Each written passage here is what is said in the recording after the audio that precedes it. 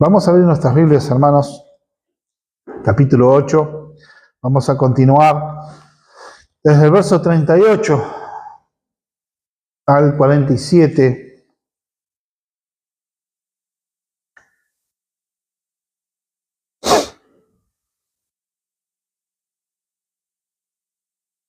Digo como contexto inmediato.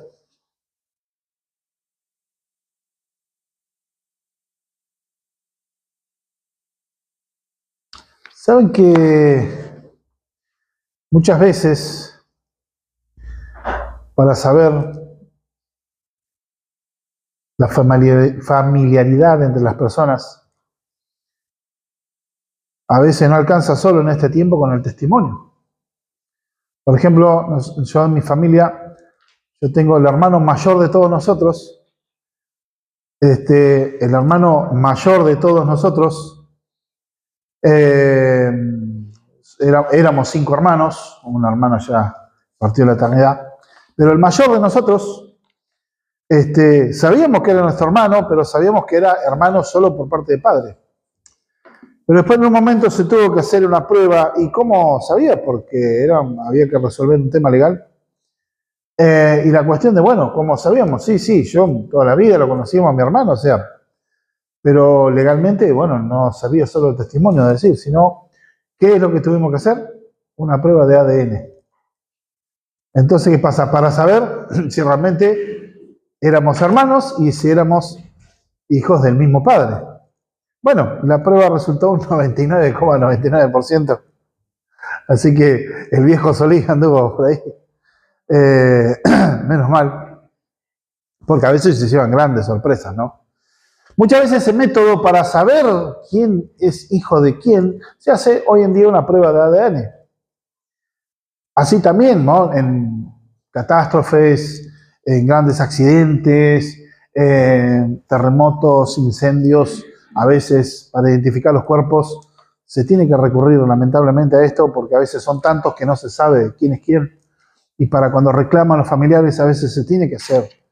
Uno de los recursos es el ADN. Es un análisis muy profundo. No sé qué es el grado de complejidad, pero sí que es ir en lo más íntimo, profundo de la célula de cualquier parte del cuerpo, casi todo, creo, tengo entendido, hasta de un cabello se puede sacar, y se va a lo profundo y se lleva a estudiar lo que es el ADN en sí, que es una sigla química, que es ácido desoxirribonucleico. Es el núcleo de la célula. En definitiva, estudiar toda esa cadena del ADN, entonces ven las compatibilidades. Y ahí donde se sabe, digamos, ciencia cierta. Pero ¿cómo se sabía antes? No, en la antigüedad, donde no existía, porque esto es relativamente un descubrimiento moderno. Bueno, simplemente era una observación. ¿Cómo sabemos que este es el hijo o la hija del padre o la madre? Y bueno, primero el parentesco físico. Y después también, ¿cómo vemos? Bueno, a ver cómo se comporta, cómo es el carácter, cómo es. Y vieron que a veces dice, este es igual que el viejo González. Mira, sacó el carácter del abuelo. O este es igual que el padre, mira cómo camina, lo veo a los dos. De hecho, en mi familia, a mi hermano, el mayor, mi papá y yo, la única diferencia en un tiempo, ¿no? Ahora cambiamos la figura, pero en un tiempo, cuando mi papá todavía estaba vivo, a nosotros nos miraban de atrás y lo único que nos diferenciaba era la estatura. Nada más que veníamos sin escalera. El más alto era yo, después seguía mi papá y el hermano mayor era el más petizo. Pero después, si no, el molde era igual. La única diferencia es la estatura. El molde era igual. Entonces, era la manera, cómo se identificaba. Y así también nosotros podemos ver, en un sentido espiritual, que es lo que nos habla el texto hoy, en un sentido espiritual, hay también una identidad que uno tiene y tiene una familiaridad. Saber a qué familia pertenecemos. Pero en el reino espiritual hay 2 familias, o hay 2 reinos. Y eso mostrará si somos reino, si un ser humano puede ser reino de Dios ¿El reino de Dios o está el reino de Satanás? El reino de las tinieblas. Son dos reinos, no hay intermedio. Entonces, nosotros vemos acá que son las identidades entre los hijos de Dios y entre los hijos de las tinieblas. No hay un intermedio acá. Eso es un engaño de que todos son hijos de Dios. Todos, ser humano, somos creación de Dios. En ese sentido, podemos llegar a decir que Dios es Padre de todos en cuanto al sentido de creación. El ser humano fue creado por Dios y todos los seres humanos, descendientes de Abraham, fuimos creados por Dios. Pero en el sentido espiritual estricto, no todos son hijos de Dios. O sos hijo de Dios o sos hijo de las tinieblas. Punto. No hay un término medio. No hay otra variante. Y una de las cosas que nosotros vemos en el pasaje, en el capítulo 8, donde el contexto donde Jesús comienza a decir, yo soy la luz del mundo, habla de la separación entre el incrédulo y el creyente o separación entre la luz y las tinieblas. Bueno, ahora estamos hablando de separación entre sos familia de las tinieblas o sos familia de Dios. En un sentido espiritual, que es nuestro ADN. El ADN en el sentido natural no se puede, hasta ahora, más adelante suponen que sí, no se puede cambiar el ADN. Es parte del ser de la persona, bueno. Pero en un sentido espiritual sí puede haber una transformación espiritual. Por ese lado son las buenas noticias. Pero de Jesús está dejando muy claro y mostrando en este sentido cuál es el legado familiar, para que nosotros podamos identificar. Jesús está en el templo, está teniendo una gran controversia con los fariseos, donde él está enseñando y está recibiendo el ataque sistemático. Claro, los otros no pueden soportar, está en lo álgido, y este momento de todo el capítulo es el clímax, donde, por decir así, más adelante es decir, bueno, soltó la bomba. Porque Jesús lo que está haciendo, predicando el Evangelio, pero demoliendo las falsas creencias que tenían estos falsos creyentes, estas personas que se creían a sí mismos el ejemplo de fe, el ejemplo de vida, como los fariseos, y muchos que decían creer en Jesús. Bueno, Jesús termina argumentando lo siguiente. Acompáñenme a leer capítulo 8 de Juan, verso 38. Yo hablo lo que he visto acerca del Padre, y vosotros hacéis lo que habéis oído cerca de vuestro Padre. Respondieron y le dijeron, nuestro padre es Abraham. Jesús le dijo, si fueses hijo de Abraham, las obras de Abraham haríais. Pero ahora procuráis matarme a mí, porque os he hablado la verdad, la cual he oído de Dios. ¿No hizo esto Abraham? Vosotros hacéis las obras de vuestro padre.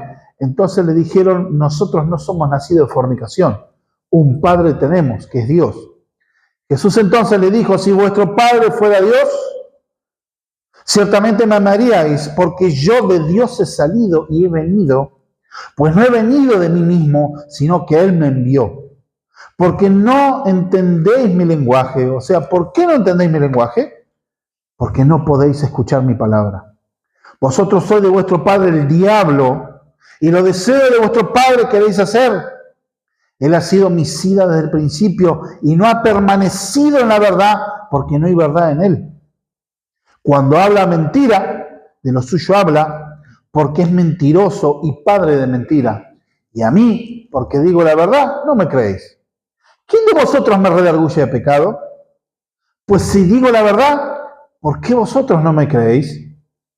El que es de Dios, las palabras de Dios oye. Por esto no las oís vosotros, porque no sois de Dios.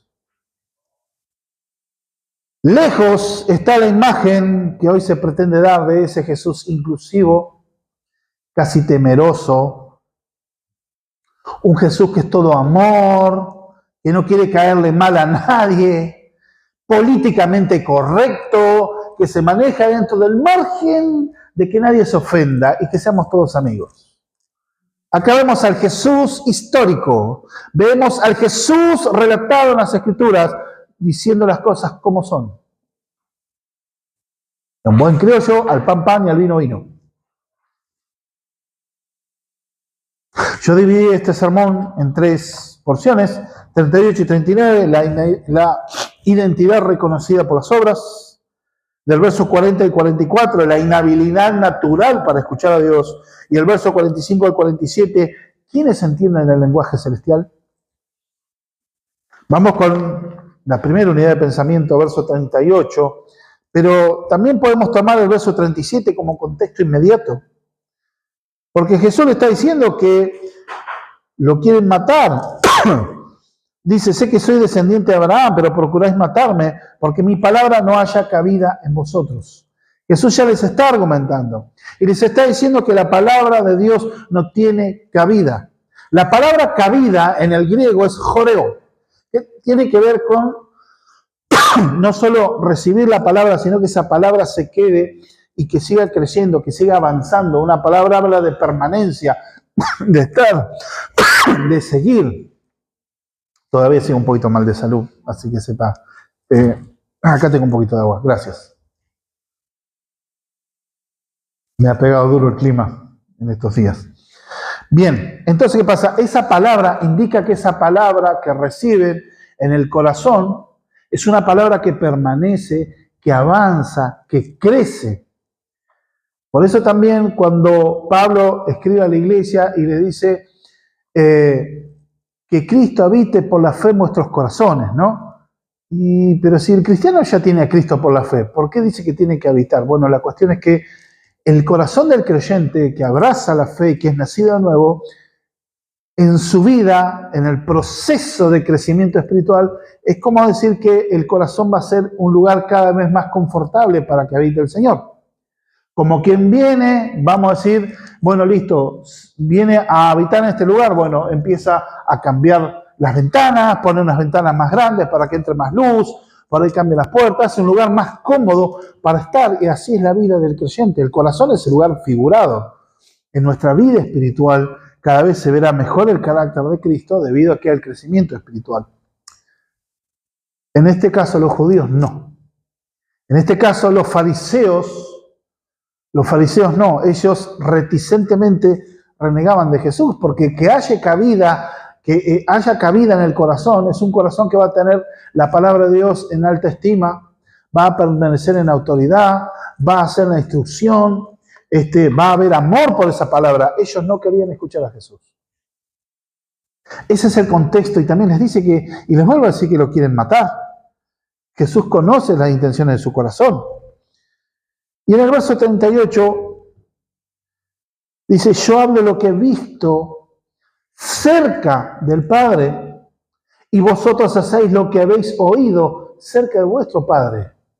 Epa, ¿cómo el tema?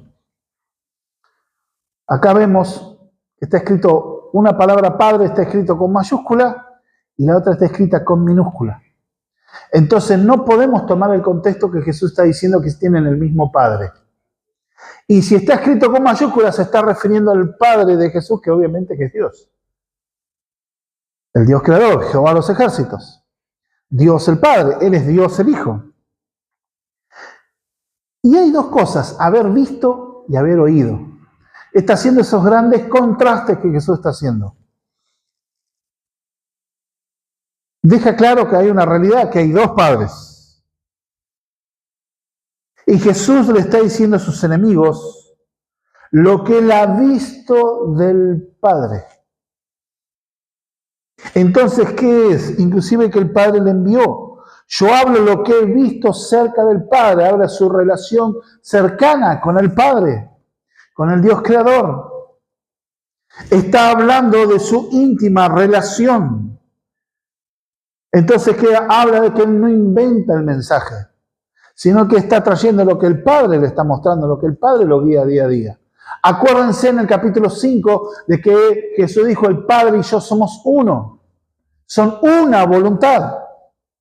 La voluntad del Padre es la misma que la voluntad del Hijo.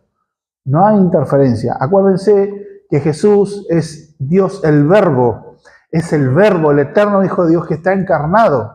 Sí tiene su naturaleza humana, 100% humana, pero también tiene su naturaleza divina que nunca se despegó. Nunca se despegó del Padre. Ese es un gran misterio. Jesús, su naturaleza divina, está en la tierra con su cuerpo humano, su alma humana, pero con dos naturalezas, pero a la vez sigue sosteniendo a todo el universo con el poder de su palabra. Misterios. Él es Dios omnipresente. Una de las cosas que debemos ver también, que este mensaje está diciendo que también los judíos tienen otro padre, los fariseos. Y los judíos tienen otro padre.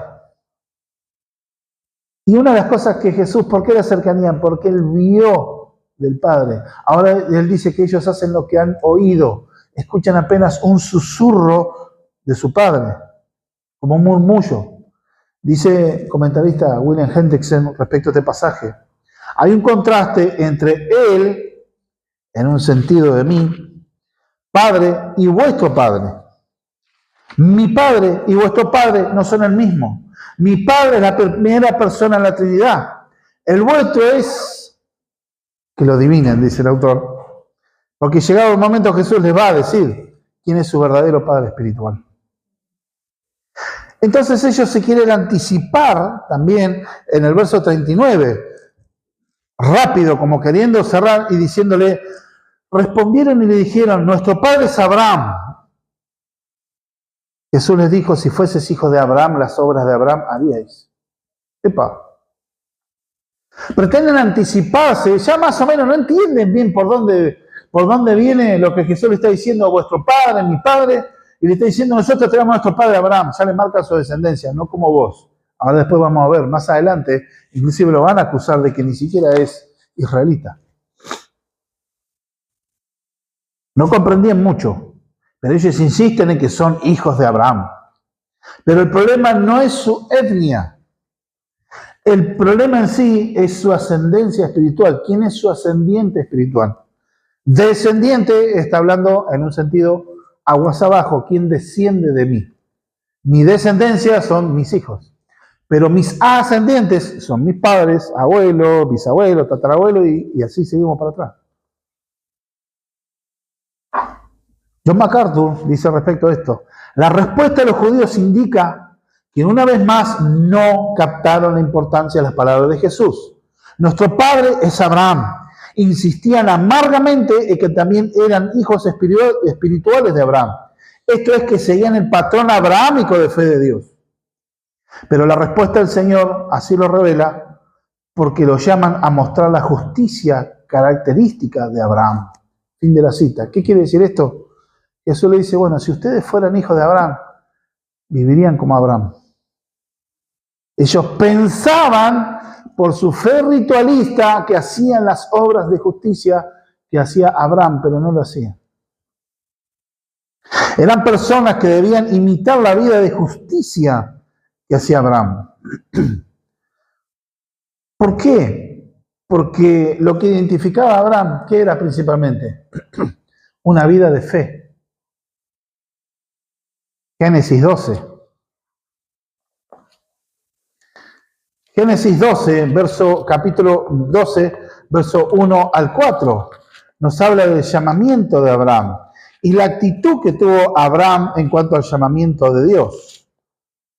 Él no protestó, no dijo nada, era un hombre que podía quedarse ciertamente donde estaba, pero por la fe, fíjense, Génesis 12, 1 dice, pero Jehová había dicho a Abraham, vete de tu tierra y de tu parentela y de la casa de tu padre a la tierra que te mostraré. Y haré de ti una nación grande y te bendeciré y engrandeceré tu nombre y serás de bendición. Bendeciré a los que bendijeren y a los que te maldijeren maldeciré y serán benditas en ti todas las naciones de la familia de la tierra. Y se fue Abraham como Jehová dijo y Lot fue con él y era Abraham de edad de 75 años cuando salió de Aram. Fíjense que él, 65 años, puede decir, no, ya está, ya me jubilé. Ya está, déjame tranquilo, Dios. No, sin embargo, él escuchó la voz de Dios y siguió. Vemos dónde él fue salvado, inclusive por la obediencia, pero no por tus obras. ¿Qué es lo que movió a él, a este hombre? A creer por fe. Capítulo 15 de Génesis, verso 6, donde Dios le promete un hijo y sella el pacto con Abraham. Y en el capítulo 15, verso 6, dice, y creyó a Jehová y le fue contado por justicia. Abraham le creyó a Dios y le fue contado por justicia. En este momento de la historia no estaba la ley de Moisés. En este momento de la historia ni siquiera estaba la circuncisión como señal de pacto. No había nada a lo que se pudiera agarrar y decir Abraham. Abraham por la fe obedeció, creyendo en que Dios tenía algo mejor. Y no tan solo en el punto de vista de creer de que tan solo Dios le iba a dar un hijo, sino que venía el mensaje redentor. Porque sería su simiente, su descendiente, el que ganaría la salvación. Pero Abraham le creyó a Dios. No dice, obedeció, hizo lo que Dios le dijo y Dios lo salvó. No, él creyó a Dios, creyó a Jehová y le fue contado por justicia. La justificación es por la fe, no por las obras. Y después sí, por la fe también, cumplió con un mandato del Señor, como señal de pacto en el capítulo 17 de Génesis, verso 11, la circuncisión como señal de pacto. Circuncidaréis pues la carne de vuestro prepucio y será por señal del pacto entre mí y vosotros. Para Israel ellos tenían que cumplir como señal de un pacto con Dios. Era alguien que creía y que obedecía a Dios. Entonces entender cómo vemos la fe. Cuando Dios le pidió que le entregue a su único hijo, el que Dios dijo que iba a nacer, a Isaac. Iba a nacer y nació Isaac, pero después Dios se lo pidió a Isaac. Dijo, entrégamelo en holocausto, en sacrificio. Y era él que él mismo tenía que matar a su hijo. Fíjense el corazón de un padre, anciano, más de 100 años de edad. Tenías un único hijo, que fue la bendición y la promesa de Dios. Te estás gozando lo que Dios te dio y resulta que ahora dice, dámelo a mí en sacrificio. Y él tenía que matarlo. ¿Cómo lo ves? Pero ¿qué dice la Escritura? Que él se fortaleció, no se debilitó, se fortaleció dando gloria a Dios. Y aún dice la Escritura que él tenía fe, que aún Dios podía volverlo de los muertos. Entonces él fue dispuesto y obedeció, y cuando pasó la prueba, Dios le dijo, pará, detén tu mano. Dios mandó a su ángel, mandó a Cristo, a Jesús. En esa etapa de la historia de la redención es el ángel de Jehová, pero es Dios encarnado donde lo frena y le dice, no Dios encarnado, sino revelado en el ángel de Jehová, y le dice, detente, ya he visto que amas, que amas a Dios, no levantes las manos contra tu hijo. Y después dice que apareció un carnero enredado en una zarza, y que es el carnero que fue que ofreció Dios en sacrificio. Cumpliéndose lo que por fe había dicho Abraham cuando el hijo le preguntó, yo tengo la leña, vos tenés el fuego, ¿y dónde está el sacrificio? Y él dijo, Dios se proveerá de cordero para el sacrificio. Y tiene una gran conexión con la salvación. ¿Y saben dónde fue hecha en ese lugar? En el monte de Sión. El monte Moria, en el monte Moria, donde fue el lugar del sacrificio, está en la región que es el monte de Sión, donde está construido el templo, donde estaba construido el templo.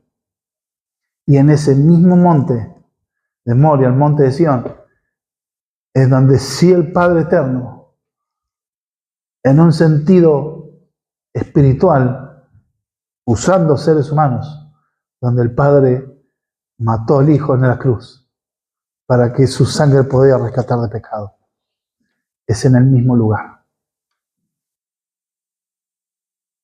Es entender, hermano, que Abraham se movió por fe y vivía una vida de justicia. O sea, claro que tuvo pecado Abraham, tuvo pecado y se mandó las suyas también. No era perfecto, pero él vivía una vida que agradaba a Dios porque le creía a Dios y quería vivir de acuerdo a la justicia de Dios. Y eso es lo que Jesús le dice: si ustedes fueran hijos de Abraham, andarían como él. Pero ustedes muestran que no son descendientes espiritual de Abraham. Son descendientes por ADN, descendientes por etnia, pero espiritualmente ustedes no tienen nada que ver con Abraham. Porque él le dice: si fueses hijo de Abraham, las obras de Abraham haríais. ¿Qué quiere decir? Estarían creyendo en Jesús, lo estarían aceptando. Porque Abraham vivió el camino de justicia delante de Dios. Él agradó a Dios, pero ellas hacían exactamente lo contrario. Por eso el maestro deja claro la diferencia entre lo que ellos creían y lo que realmente hacían. Ellos vivían en contradicción. Somos hijos de Abraham y vivimos la fe de Abraham, pero sus acciones mostraban otra cosa, porque si no, no querrían matar a Jesús. Sus corazones había odio, había asesinato, había resentimiento, había envidia. ¿Qué fruto de eso? Está mostrando en este sentido, las obras están mostrando quiénes son. ¿Qué reflejan tus obras? ¿Qué reflejan tu vida? ¿La justicia de Dios? ¿Reflejan el carácter de Cristo? ¿O reflejan los valores de este mundo? Orgullo, resentimiento, odio, soberbia. ¿Qué refleja? Lindo parámetro para entender, hermanos. ¿Qué reflejan nuestras acciones? No, pero no es la intención. Es un método sencillo de identificar. Vamos al segundo punto. La inhabilidad natural para escuchar a Dios. Del verso 40 dice: pero ahora procuráis matarme a mí, hombre que os he hablado la verdad, la cual he oído de Dios. No hizo esto Abraham. Es más, después más adelante diría que Abraham vio este día y se gozó. Pero no nos adelantemos ahí. Acá les dice: procuráis matarme a mí, porque os he hablado la verdad.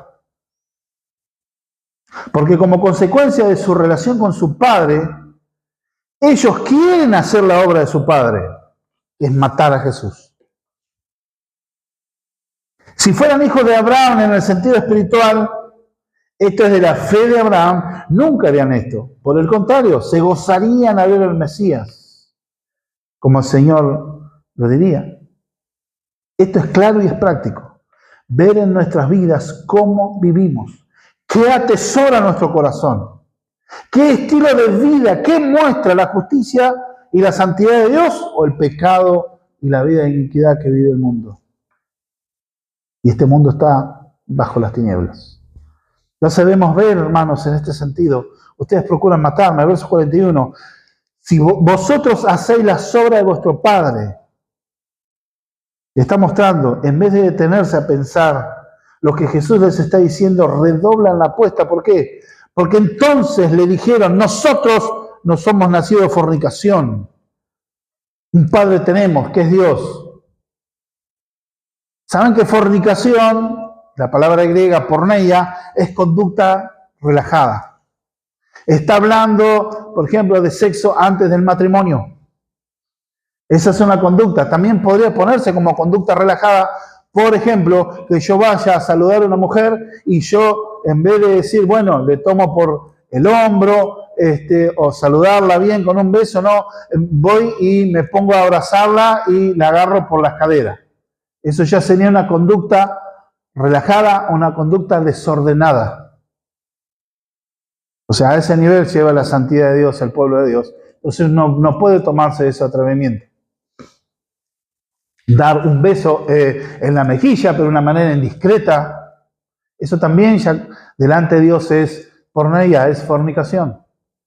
Pero específicamente acá le están hablando algo del sexo antes del matrimonio. La relación sexual lícita delante de Dios fue creada para el orden del matrimonio.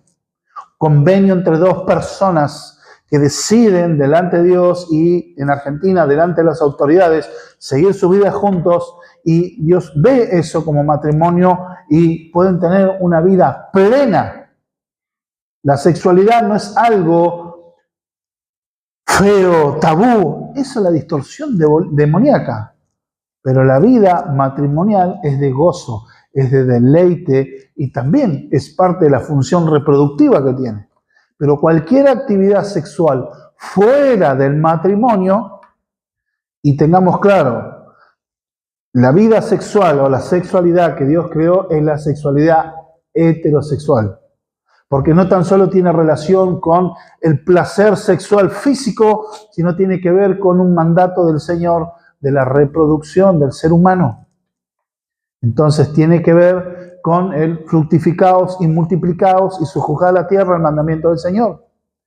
Entonces lo que Dios creó es la heterosexualidad, hombre y mujer. El matrimonio son hombre y mujer, hombre biológico, mujer biológica.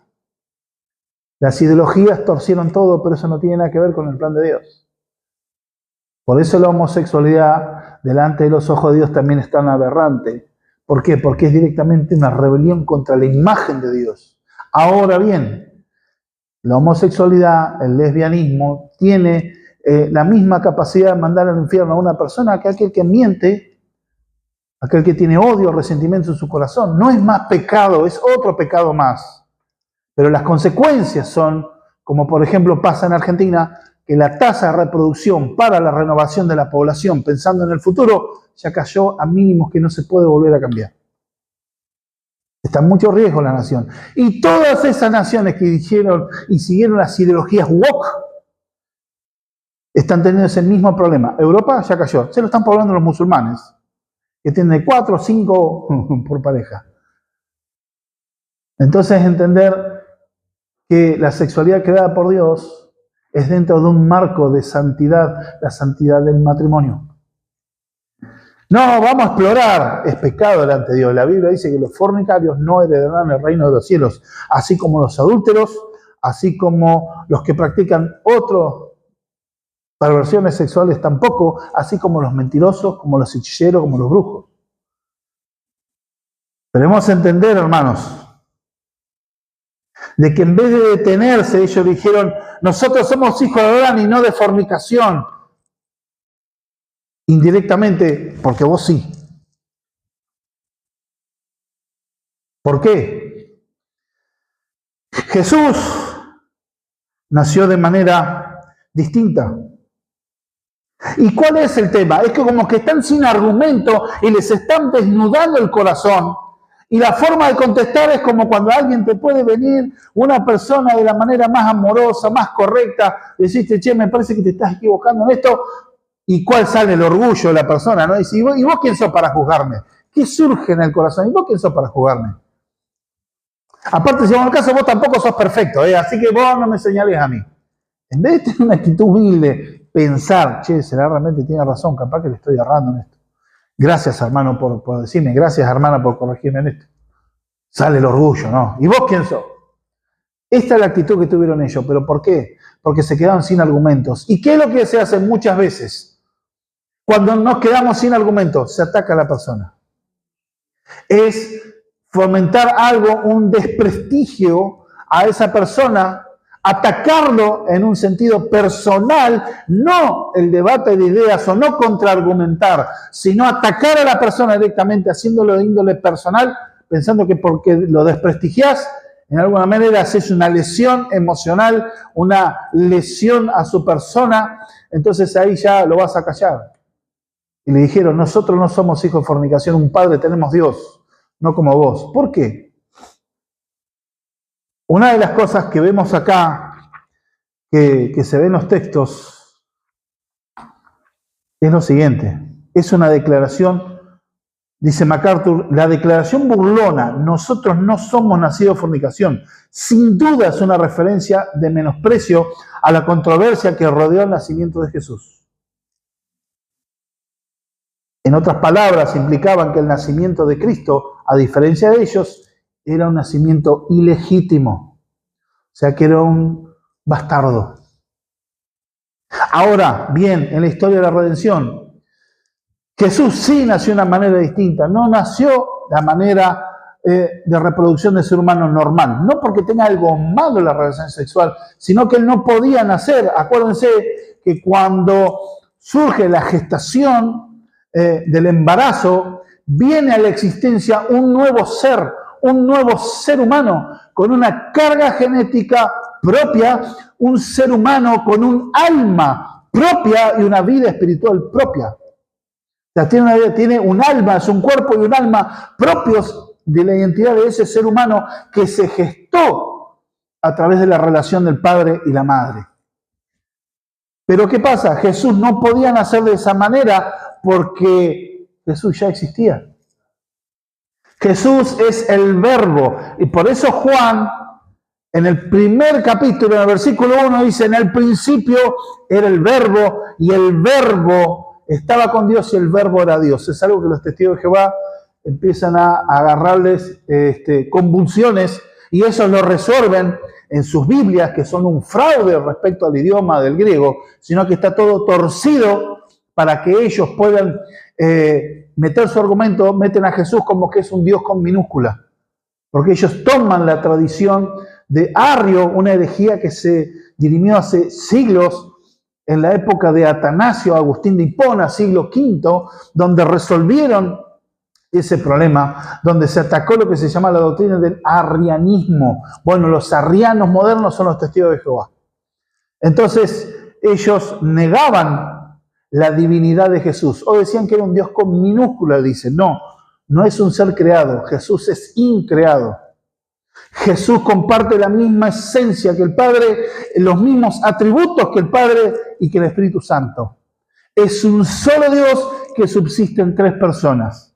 Pero ese ser ya existía, no podía ser formado. Por eso Isaías dice, un hijo nos ha entregado, un niño nos es nacido. Entonces entender de que Jesús se humanó o toma forma humana para ser semejante a nosotros. ¿Por qué? Porque tenía que venir a morir como hombre, para pagar el precio por el pecado que había entrado la muerte a través del pecado de un hombre. Por eso Él vino y vivió como un hombre, padeció como hombre, murió como hombre y resucitó como glorioso Señor. Ahora entendamos esto. ¿Qué decían ellos? Bueno, después más adelante lo van a decir. Claro, vos sos un samaritano. O sea, alguien despreciable que no era hijo de Abraham, sino que eran de los asirios, porque los samaritanos son un producto de la invasión de Asiria. Entonces, ¿qué pasa? Cuando los asirios, ¿qué hicieron? Cuando conquistaron el reino del norte, los asirios, ¿qué tenían por costumbre? Sacaban a toda la población, la desparramaban por el resto del reino y traían de otros lugares y poblaban el lugar. Cosa de borrar la identidad de esa gente en ese lugar. Entonces, los samaritanos eran una mezcla religiosa y una distorsión de la fe que ellos tenían. Por eso no se podían ni ver samaritanos y judíos. Por eso lo maravilloso de la gracia y del amor de Dios cuando Jesús traspasa esa barrera y habla con la mujer samaritana. Pero ellos sacaban, claro, estuvo en Samaria, se habla con los samaritanos, seguro un samaritano. Que era algo terrible. Otros, el Talmud babilónico lo enseña, dicen que en realidad Jesús no es nacido del Espíritu Santo, sino que es nacido producto de que un soldado romano llamado Pandera tuvo relaciones con María. Algunos más corrientes, más favorables, dicen que fue abusada por este hombre Pandera y que de ahí nació Jesús. Y que José se hizo cargo, pero en realidad es un hijo de fornicación. Por eso a Jesús le dicen, nosotros no somos hijos de fornicación. Vos sí. Es un insulto. Sos un hijo legítimo, un bastardo. Por eso también entender que para también hay gracias. ¿Por qué? Porque Dios dice que también es padre de huérfanos y de viudas. También dice la Escritura, aquellos que sufrieron abandono, en el libro de los Salmos, aunque padre y madre te dejaren, con todo yo te recogeré. Yo Jehová.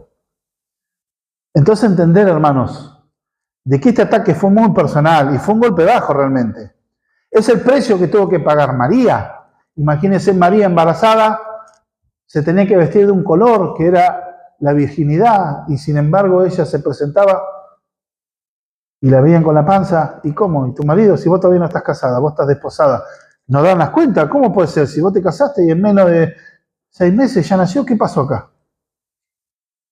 Era muy controversial, pero Dios permitió esto para glorificar su nombre, porque Jesús no podía nacer de una manera natural. El verbo ya existía. Entonces vemos algo. Por obediencia es el precio que pagó María y que pagó José, que por la fe escuchó la voz del ángel y le puso su nombre Jesús y creyó a Dios que le dijo, este es un hijo concebido por el Espíritu Santo. O piensan que José no habrá pensado cosas. Y él dijo, para no humillarla, pensaba dejarla en secreto para no humillarla. ¿Para qué? Para que ella no sea repudiada. Fíjense la nobleza de José. Pero José estaba queriendo hacer eso, pero sin embargo Dios le dijo, no, este es un hijo de Dios. Es concebido de una forma sobrenatural. Le vas a poner Jesús, Él es el Mesías que va a venir. Y él creyó. Precio que tuvieron que pagar. Él adoptó a Jesús como su hijo propio, con todos los derechos. La adopción no era algo anormal, era normal. Porque entendían algo. Eran consecuencias del cumplimiento del nacimiento virginal de Cristo, porque están cumpliendo lo que dijeron los profetas en la antigüedad. Pero el Señor era el Hijo de Dios, o Dios el Hijo, el eterno Verbo que se encarnó, que no podía nacer de forma natural. Porque ellos tendrían, los judíos, muy claro en su mente que Dios los había escogido a ellos. Como dice en Éxodo 4:22, Israel es mi primogénito de todas las naciones, solamente los he visto a ustedes, decía Amós capítulo 2, ¿no? De todas las naciones solo los miré a ustedes. Y eso les encantaba. O también acá en Éxodo 4:22, tú eres mi hijo, mi primogénito. Entonces ellos sabían eso. En Amós, por ejemplo, es la parte A del versículo que le dice, de todas las naciones solo lo he visto a ustedes. Pues la parte B le dice, y por su desobediencia los castigaré. Porque a veces elegido por Dios también, los que aún llevaban una responsabilidad, la cual nunca cumplieron. Es entender, hermanos,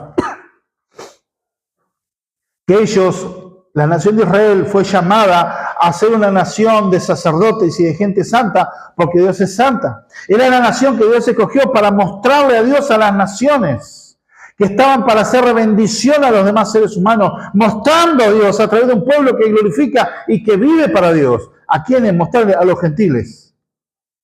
Aunque este era el propósito que Dios les dio, nunca lo pudieron cumplir. Porque tampoco nunca habían comprendido esto. Ellos se cerraron su fe, solamente Israel, los demás, que se pudran. En un momento todo, como tenían las promesas, debido a la humillación de Israel, todos los demás gentiles iban a servir a Israel. Ese es el pensamiento que tienen hoy todos los judíos. Y mayormente los sionistas. Donde ellos piensan, y ¿qué nos dicen? Ustedes son Goshin. Esa es la forma que nos tratan. Ustedes son Goshin. Los Goshin es el gentil, es como si fuera un perro, una mascota, y todos ustedes van a ser esclavos de nosotros. Eso es el pensamiento que tienen ellos. Los sionistas, no todo israelita, pero los sionistas sí.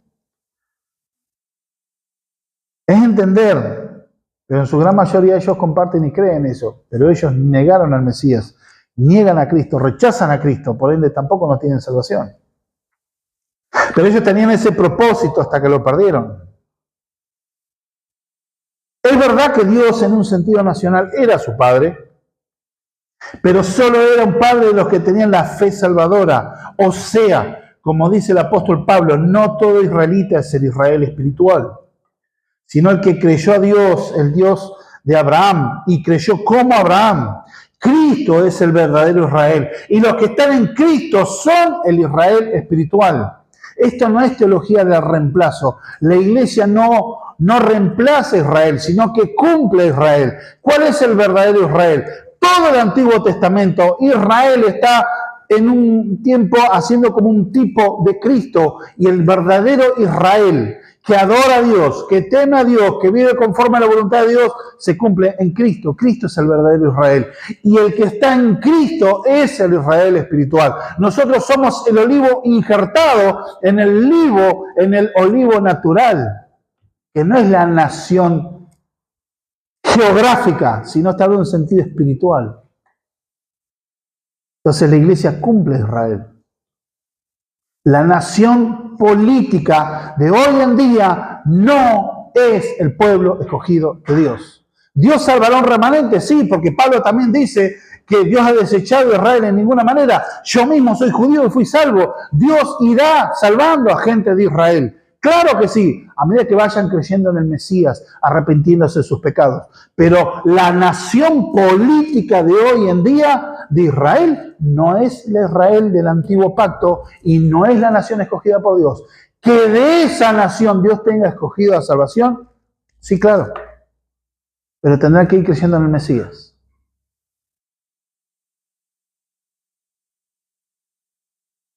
Es entender este propósito que como nación dejaron. El Israel espiritual, porque nos habla, Pablo lo dice muy claramente en su mensaje a los Gálatas, una iglesia que tenía problemas de judaizantes, que tenían problemas de personas que querían judaizar, querían volver a hacer la ley, manchando el mensaje del evangelio, donde el foco central es que se está predicando otro evangelio y el centro de la carta a los Gálatas es la salvación por la fe en Cristo. En el capítulo 3 de Gálatas, verso 7, dice lo siguiente: sabed, por tanto, que los que son de la fe, estos son hijos de Abraham. Y en el verso 6 está citando el pasaje de Génesis 15:6.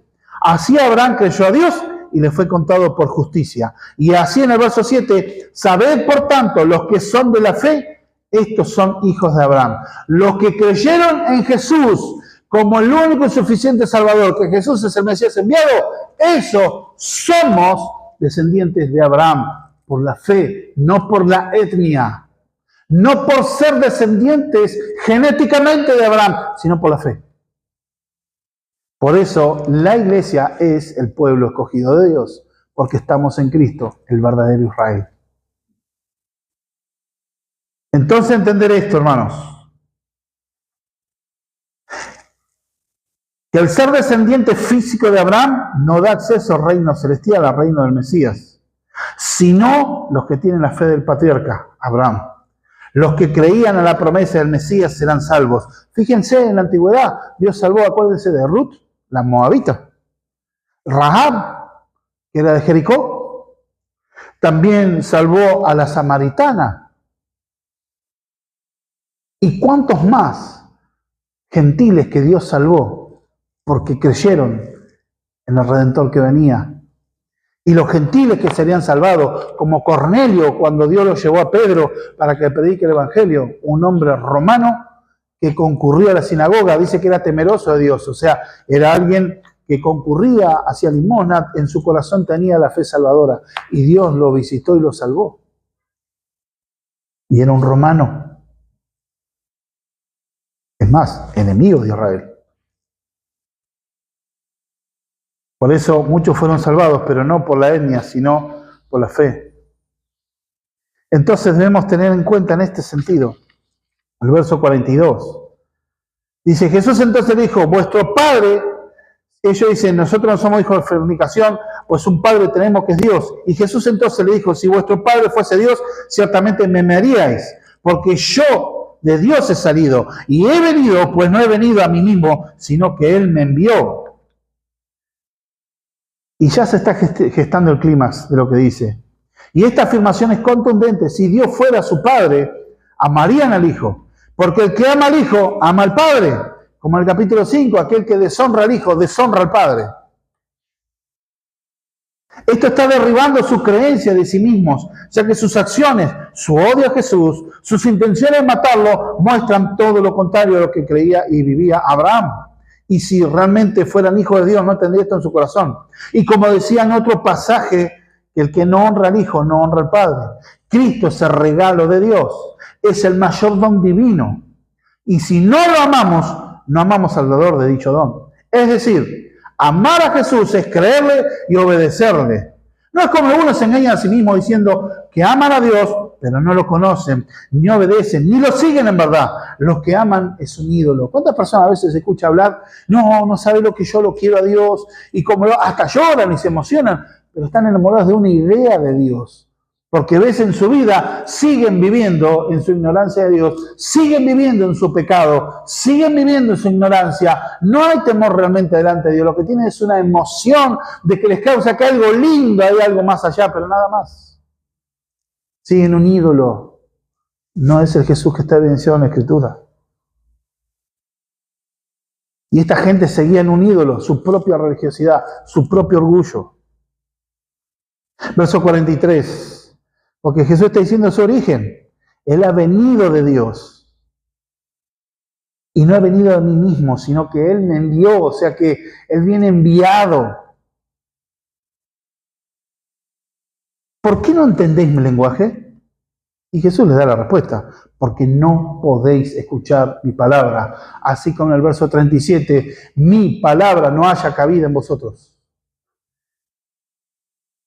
Cuando Dios decide cambiar y transformar a una persona, ¿cómo es el estado del corazón? Como Dios se lo dijo a Israel, capítulo 36 del libro del profeta Ezequiel, verso 26. Y aquí yo cambiaré vuestro corazón de piedra y os pondré un corazón de carne. Y pondré mi espíritu. Primero dice que los va a limpiar con agua limpia. Cuando los limpia con agua limpia, les cambia el corazón, les quita el corazón de piedra y les pone un corazón de carne, y pondré mi espíritu en ustedes para que andéis en mis mandamientos, mis decretos y mis estatutos. Y después se lo vuelve a reiterar a través del profeta Jeremías en el pacto exílico, donde Dios les dice en el capítulo 31, versos 31 a 34, donde Dios cambiará vuestro corazón y pondrá un nuevo corazón. Y pondré mi espíritu en ustedes para que anden en mis mandamientos, mis decretos y mis estatutos. Es el cambio del corazón lo que se refiere al antiguo pacto. Porque el corazón, cuando se habla del corazón de piedra de Ezequiel, es un corazón como el mármol. Saben que el mármol es impermeable, no le pasa ni el agua, ni el aceite, no le pasa nada. Es una piedra totalmente dura, que no es una piedra porosa. Así es el corazón del ser humano natural. Duro con Dios. Que no le cree, que no le interesa. Por eso Pablo en la primera carta a los Corintios 2:14 dice que el hombre natural no puede percibir las cosas del Espíritu, porque se han de discernir por el Espíritu de Dios. Para él son locura. El hombre natural puede escuchar el Evangelio, pero no escucha a Dios. No escucha el idioma, por así decirlo, del Padre del Evangelio. Está escuchando como un murmullo. Es como decir que hoy venga una persona que habla japonés y bueno, me escucha predicar a mí y no va a entender nada. Porque hablamos idiomas totalmente distintos. Y así es en un sentido espiritual. Hay gente que ha leído la Biblia. ¿Saben que hay teólogos ateos? Teólogos que se dedican a estudiar la Biblia para desprestigiar la Biblia y no entienden nada, no la creen. Toman la Biblia como si fuera un libro más, no como la revelación de Dios. Pero ¿por qué no lo pueden entender?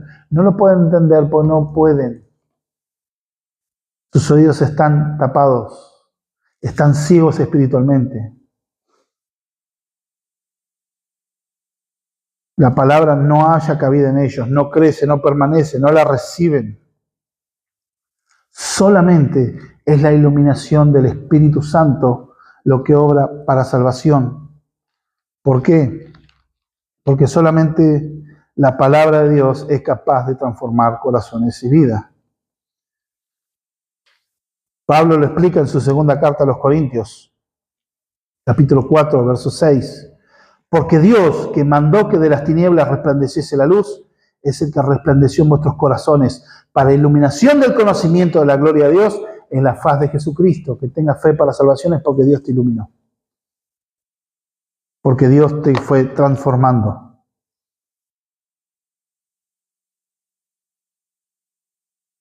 En un sentido que ellos escuchaban un murmullo sin comprender nada.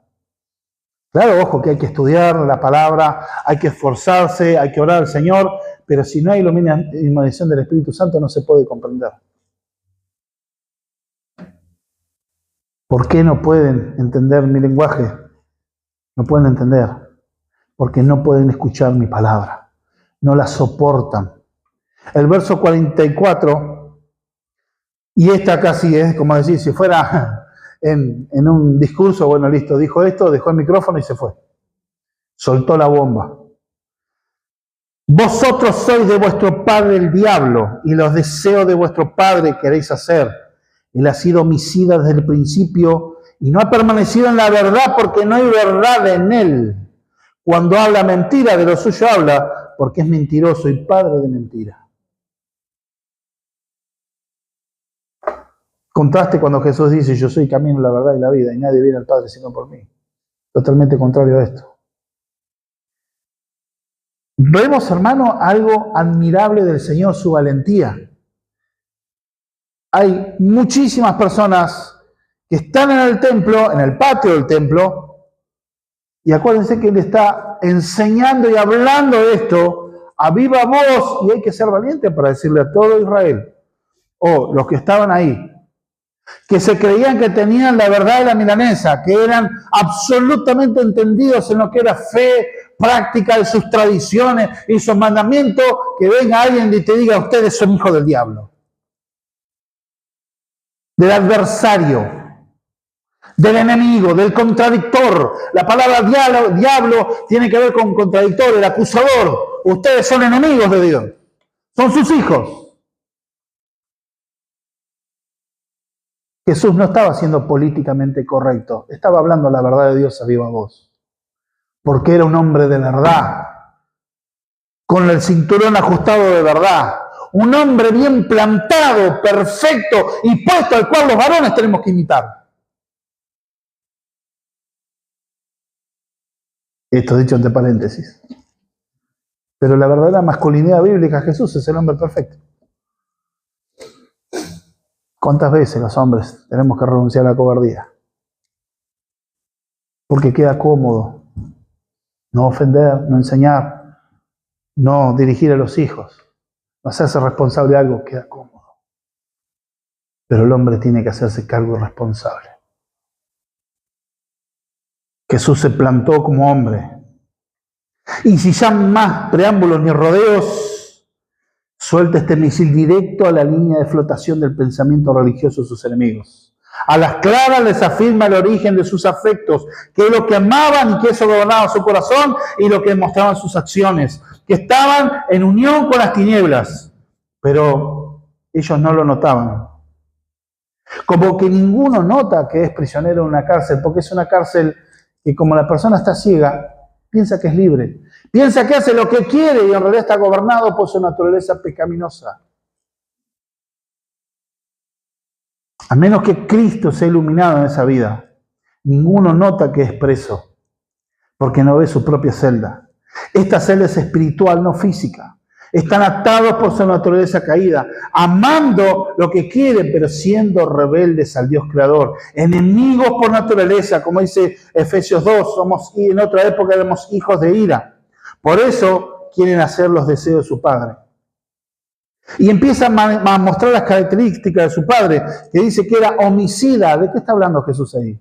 Bueno, en un sentido es homicida, porque en Génesis 3, cuando él a través de la mentira y del engaño engaña a la mujer y produce la entrada del pecado en la tierra, trajo muerte, la muerte espiritual, y se vino la muerte física también. Por eso Satanás es homicida. Así también vemos como fruto de eso en el capítulo 4 de Génesis, el primer asesinato registrado en la historia, donde dos hermanos, uno mata a otro hermano, donde Caín mata a su hermano Abel. Eso es instigado por el enemigo, la naturaleza caída, enredada por el mal. Y es mentiroso. La mentira es el engaño, es la forma que tienen siempre para manejarse. Trajo la maldad, el primer asesinato. Es entender. Y toda la esencia que sale del mal fluye de él.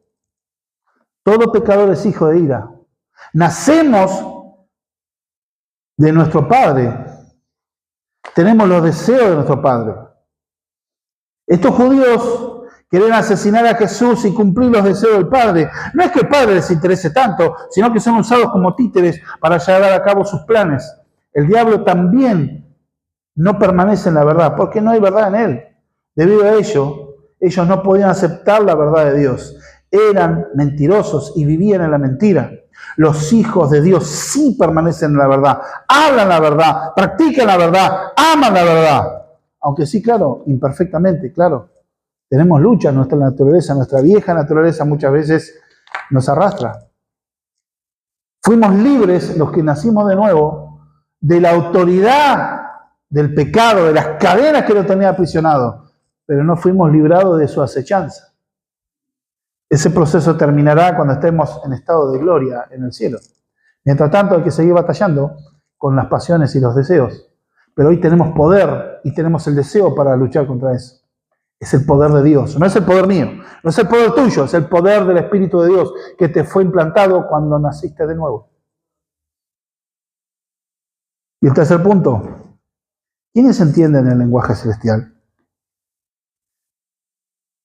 Jesús les termina diciendo, ¿y a mí? Porque digo la verdad, no me creéis. O sea, prefieren toda la mentira. Yo he hablado con compañeros, por ejemplo, les prediqué el Evangelio al derecho, al revés, con detalle, preguntaban y terminan diciendo, no, pero ahora yo me fui y me hice el mapeo espiritual. Me hice la limpieza espiritual. O se fue al curandero, no, parece que... ¿Qué te estuve diciendo? No, yo ahora quiero ir a tal lugar para ver tal persona. No les interesa nada. Cae en un corazón de mármol. Son tierras donde uno debe sembrar la palabra y se cumple la palabra del sembrador. Uno debe esparcir la semilla. Unas caen en el camino donde vienen los pájaros, o sea, Satanás les roba la palabra inmediatamente. Otros caen en las piedras donde tienen pocas raíces y cuando viene el sol, viene la prueba, se secan. Otros caen entre espinos, personas que terminan ahogados por el afán y la ansiedad. Oh, viene la temporada, tengo que trabajar, mucho pasa, y tengo que hacer un montón de afán, ansiedad, nervios, preocupación, y terminan dejando. Pero otros caen en buena tierra. Y la semilla germina y se produce fruto al 30, al 60, al 100 por uno. Es entender de que Jesús hablaba la verdad, y ellos rechazan la verdad. El mundo hoy rechaza la verdad. Por eso se inventan un montón de cosas. El karma, toman la filosofía hindú, toman sobrevenida el karma, acción y reacción, consecuencia. Pero eso es mentira. Sí, Dios dijo una ley que lleva responsabilidad, que todo lo que el hombre sembrare, eso va a cosechar. Pero no es el universo que arregla las cosas, es un Dios eterno. Lo que pasa es que el ser humano quiere eliminar la vida de Dios. Por eso dice, es un acto de necedad. Dice el Salmo 14, dice el necio en su corazón no hay Dios. El ateo es un acto de necedad por naturaleza. ¿Por qué? Porque les conviene que no haya un Dios que juzgue, un Dios creador que sea juez, creador de todas las cosas. Les conviene que sea un universo, una fuerza, algo cósmico que en definitiva el karma me va a permitir renacer hasta que yo me perfeccione o buscar 10.000 cosas, explicaciones con tal de no atender a la realidad que está establecido que el hombre muera solamente una vez y después de esto el juicio. Les conviene que no haya un Dios creador. Esta verdad no es un código secreto, no es un enigma, sino que es un rechazo voluntario a la verdad de Dios expresada en Cristo. Cristo vino a expresar esa verdad, pero no lo podía entender, menos aceptar. Eran de otra nacionalidad. Verso 46. ¿Quién de vosotros me redarguye de pecado? Pues si digo la verdad, ¿por qué vosotros no me creéis? Y les está haciendo una encerrona. Fíjese qué valiente el Señor, porque permanentemente quería, redarguir. ¿Qué es redarguir? Argumentar. Redarguir es argumentar, que lo encuentren con algún pecado, y no podían. Permanentemente querían encontrar algún, por eso le hacían esas preguntas tontas. ¿Y quién soy? ¿Y de dónde vení? ¿Y para qué? Entonces, porque no tenían argumento en lo que enseñaban base a la autoridad, pero como no tenían argumento, hacían esas preguntas para dar vueltas nada más, con tal de querer encontrarle algo para decirle esto está mal, y no podían. Entonces, imagínense, estarían crujiendo los dientes, enfurecidos. ¿Por qué esto es espectacular? Habla de la impecabilidad del Señor.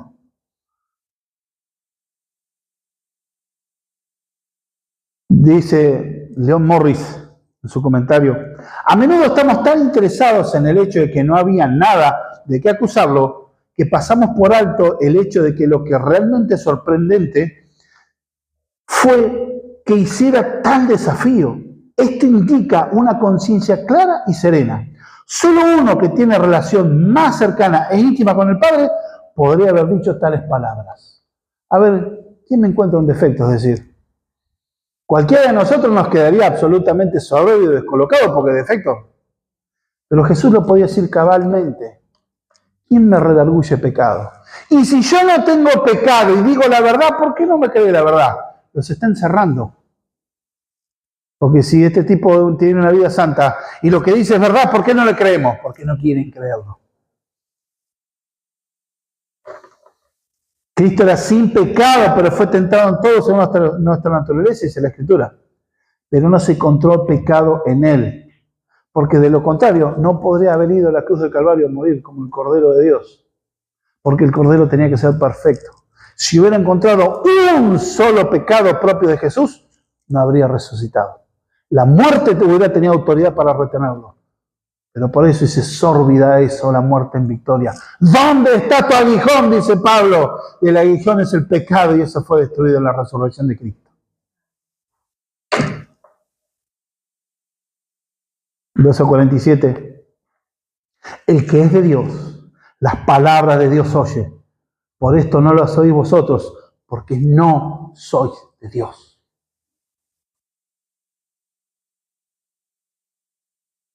Solo el que ha sido salvado puede percibir las cosas del Espíritu de Dios. Solo así en ese momento una persona tiene la capacidad de poder de seguir y obedecer a Dios, de comprender las Sagradas Escrituras. Porque una de las grandes señales de entender de que posiblemente una persona no nació de nuevo es porque no entiende la Escritura. No que no pueda hacer un análisis sintáctico, sino que una verdad espiritual que habla no les pega, no lo entienden.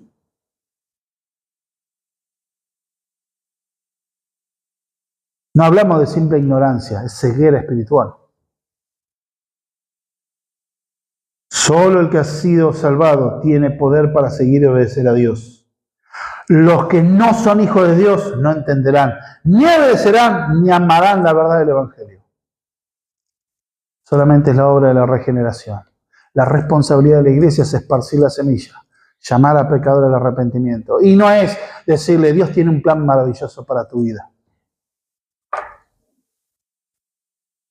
Es comenzar con la ley de Dios, para que la gente entienda que ha desobedecido, deshonrado a Dios.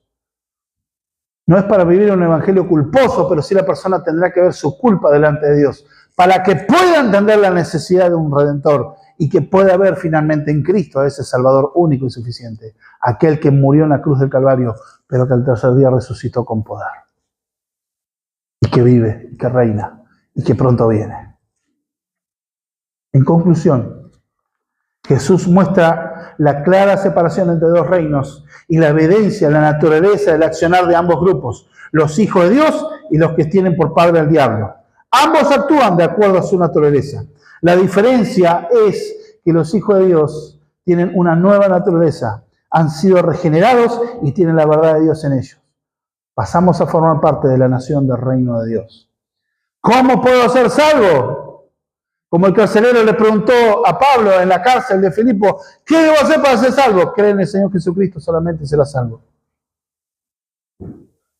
Algunos pueden llegar a especular y decir, bueno, pero yo no sé si Dios me eligió a mí de la eternidad. No te metas ahí. Tu responsabilidad es creer y arrepentirte. Las cosas secretas le pertenecen a Jehová, mas las reveladas nos pertenecen a nosotros y a nuestros hijos, dice Deuteronomio 29:29. ¿Qué aplica en esto?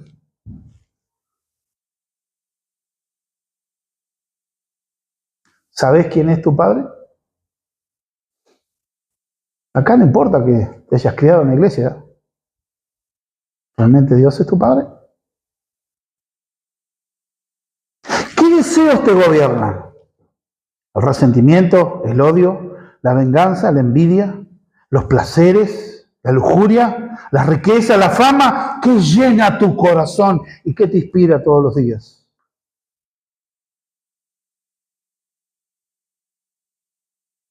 O B, que llena tu corazón el caminar en justicia delante de Dios. ¿Te gobierna el deseo de agradar a Dios? ¿Qué ves en tu carácter? ¿Qué expresa tu manera de ser o la manera de actuar? ¿Expresan el amor, la santidad, la rectitud, la mansedumbre, la templanza? ¿Expresan el perdón de Dios, que es lo que todo padre anhela, que es ver reproducido en su hijo, ver expresiones de su carácter? Y así como Dios quiere ver expresiones de su carácter, expresiones del carácter del hijo expresado en sus hijos, así también Satanás quiere ver la expresión de su carácter, los que están en el mundo. ¿O te mueve solo el deseo de pecado, de autosatisfacción? Porque esto refleja quién es tu padre. No importa cuánto asistan a la iglesia.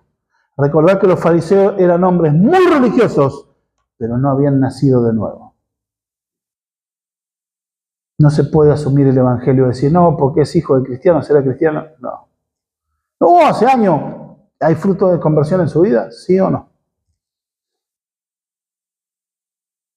Esta es la diferencia entre una clase y una predicación. Se puede ver el mismo texto, pero acá se está proclamando. La predicación es una proclamación de la verdad de Dios. Es el edicto del rey. Otra aplicación. ¿Qué idioma hablas? ¿El del reino de Dios o el de las tinieblas? ¿Comprendés las escrituras? Si ves honestamente que tu padre no es Dios, hay excelentes noticias. A Dios le encanta adoptar hijos. Solo ven a Él en arrepentimiento y fe. Serás adoptado. Formarás parte del reino de los cielos si crees únicamente en la obra de Jesucristo en la cruz del Calvario, su muerte y su resurrección. Solo en su justicia perfecta y tu fe que descansa en esto, te aseguro que serás perdonado. Porque Él dijo, el que a mí viene yo no le echo fuera. Y si sos hijo de Dios, es un buen momento para agradecer por su amor, por su perdón, por su misericordia y por su fidelidad. Es que vive para tu Padre. Abraza la verdad del Evangelio. Dios se deleita en cuidar a sus hijos. Aún en los momentos difíciles, en que tu vida parece desmoronarse o que estés luchando en alguna área de tu vida con el pecado. Claro que va a haber lucha con el pecado.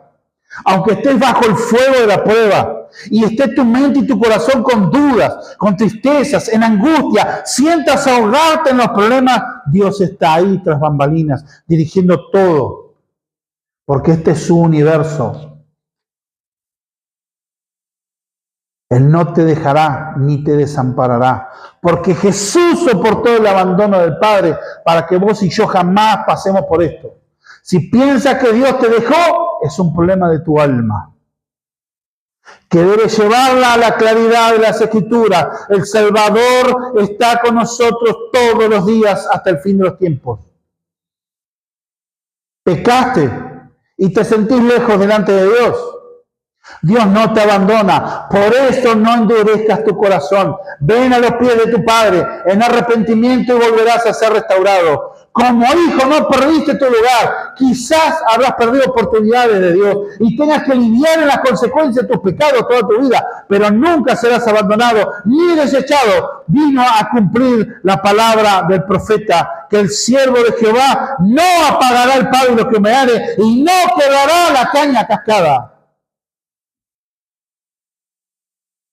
La salvación no se pierde, porque depende en la obra única y suficiente de Cristo, y está firme en la roca eterna de los siglos, que es Cristo. Pero otras personas hicieron apostasía, muertas que nunca fueron realmente nacidos de nuevo. Parecían tener una fe viva, pero estaba muerta. Una fe sin obras, dice Santiago, está muerta. Pero es lo que muestra como fruto y resultado de haber sido salvado, no el camino a salvación. La santidad no es el camino a Dios. Cristo es el camino a la santidad. Hermanos, oremos al Señor. Yo sé que pasó el tiempo, es profundo, pero entender, hermanos, es porque Dios te ama. Si hoy ves que no estás en Cristo, ven a Cristo en fe. Arrepentido y Dios te perdonará. Oramos, Señor amado, en el nombre de Jesús te damos gracias por tu misericordia. Gracias por esta palabra, Señor, que tú has transmitido. Solo tú puedes salvar, solo tú puedes hablar a las conciencias, solo tú puedes generar fruto, transformar vida y corazones. Señor, te pido, por favor, que esta palabra sea regada por tu Espíritu y sea vivificada en cada corazón, en cada vida. Que mis hermanos puedan ser transformados por esta verdad de tu Evangelio, Señor. En el nombre bendito de Jesús, que produzcas salvación y conversión verdadera a aquellos que necesitan ser salvados. Aquellos que están en luchas, que sean fortalecidos. Bendito sea tu nombre para siempre, Rey de Reyes y Señor de los Señores. Por favor, no permitas corazones endurecidos. Ten misericordia en esta mañana. Bendecimos y alabamos tu nombre. Te damos la gloria, la honra y la alabanza en el nombre de Jesús. Amén.